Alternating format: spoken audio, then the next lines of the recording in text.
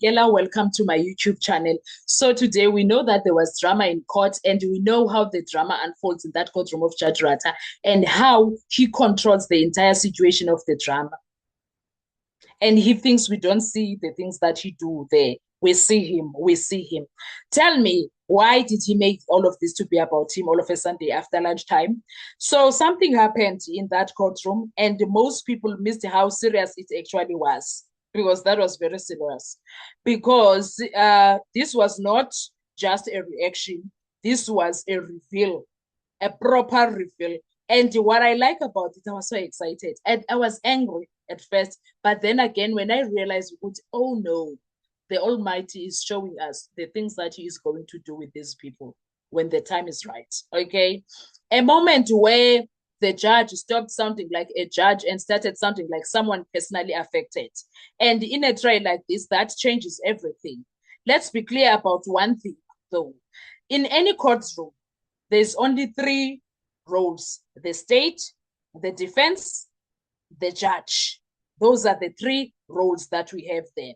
The judge is supposed to be the referee, calm, neutral, detached, not emotional, not defensive, not involved. But what we saw was something very different, Kesan. There is a psychological principle that explains this perfectly. When someone is uncomfortable with the truth, even if it's general, they start reacting like it's about them. You've seen it before. You are sitting in church, the pastor starts talking about wrongdoing, and suddenly you feel like, wait, that pastor is talking about me. Why are they? You start wearing them shoes. You start wearing them shoes. That is not because the pastor is talking about you, but because unembeza kakusabi uqonda ngqo. That's because unembeza kakusabi uqonda ngqo. It's because something inside of you is triggered, and that's exactly what played out in court today with Judge Rata. The defense was not accusing Judge Rata of anything. They were talking about, in fact, not the defense, Undansi, because Judge Rata, when after lunchtime, he comes back, but gives Baloy an opportunity to speak on something that he was not supposed to speak on because he made a ruling already. Then when he responds to that, Judge Rata, hey, abanye are saying that I'm a corrupt. When did anyone said you are corrupt? When did say anyone who is Gebengu? When did Undanzi never said anything about that? And it defense had to come back and put him in his place very fast. And I was happy when they did that. They put him in his place because what? What do you mean? Huh? What do you mean?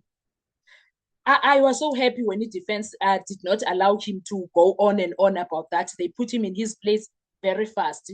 Ramsipiles, okay, kuqale umnisi wathi for what is worth. Oh, after ethethile kuqale uNxumalo wathi uNxumalo, I'm not going to comment on that because he wanted uNxumalo to comment on him being called this Gebengu, social media, everywhere people talk. Oh, like, why are you affected if you are not doing anything wrong, say? Why? He's affected now. So he's telling us that he doesn't like the things that are being said about him. Act right, Galo. Simple. Act right. If you don't want people to be talking like that about you, Judge Rata, act right. Stop what you are doing. Be professional.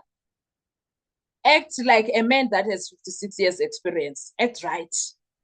Because we will talk if you don't act like that. And now, the defense got up and they started talking. Umnxumalo was like, one thing that I'm telling you, those pictures Umuzungu referred to my client, but we will come back to Umnxumalo. There's a lot that I want to say about that, even if it's over the weekend, but there's a lot. And Umnisi, what my lord, I don't remember Undansi saying anything about you. Undansi was reflecting on what was happening in Rustenburg with him. He said the police were framing him. Never mentioned the court. The police. So talking about the investigating officers, procedures, their conduct. That's what Ndanzi was referring. Same thing that Ramsipillet said. But what happened next? Hey, the judge inserted himself in that situation. If why, only him knows, Kesan.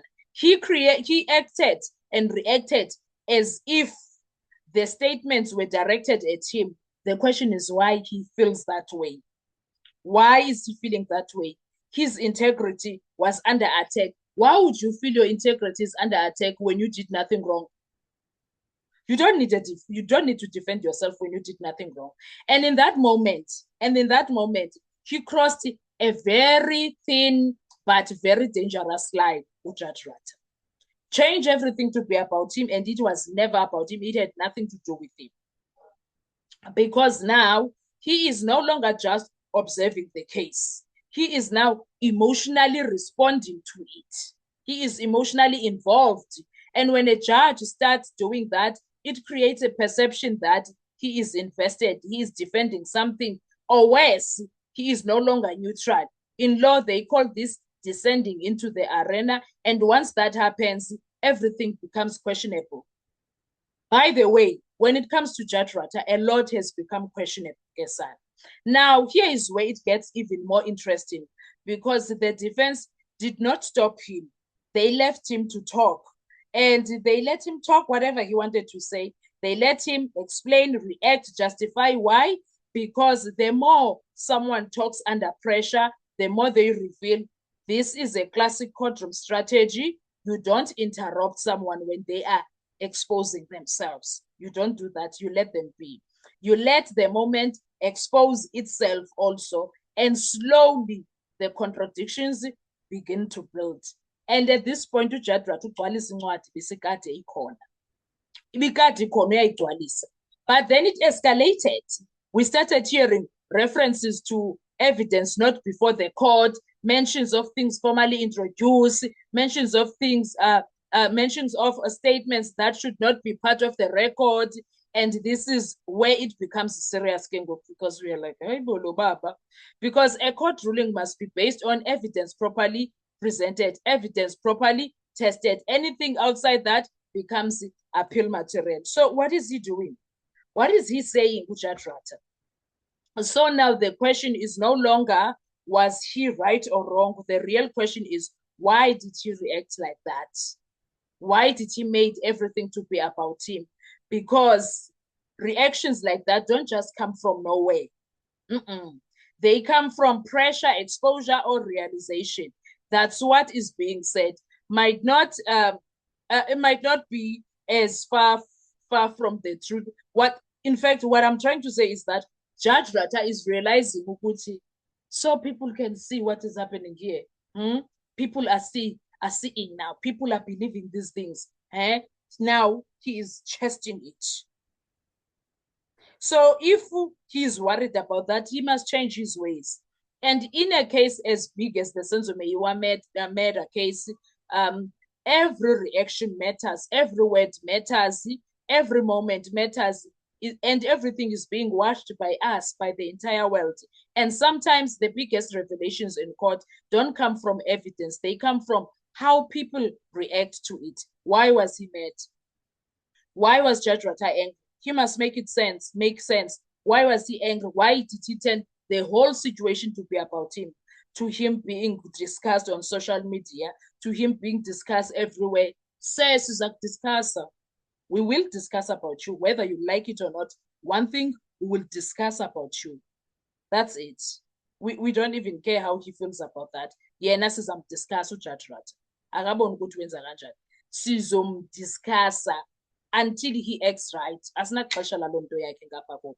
Asinaxesha lalo nto yakhe. Yena, we will discuss him. Abone ukuthi wenza kanjani na. Hayibo. For him to personalize the entire situation and make it about him. Overstep the entire time. Now, xa kufuneka ezihoyile ezibukile esipilini akakwazi.